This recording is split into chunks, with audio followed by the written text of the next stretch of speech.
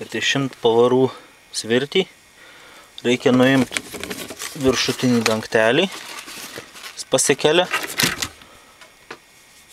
tada atsukti šitos svirties šonuose esančius mažus varžtelius, 2 po vieną abiejose pusėse.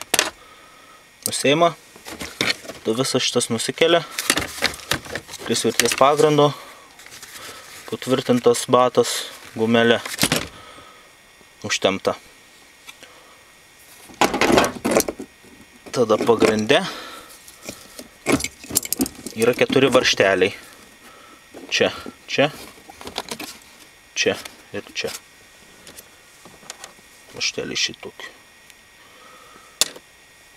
Atsisuka ir tada galima išimti pro apačią automobilio.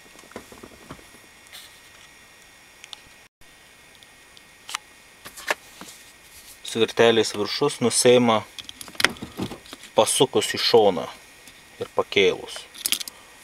Nes mygtuke jie esantis išpjovimas laiko kreivas šitą dalį.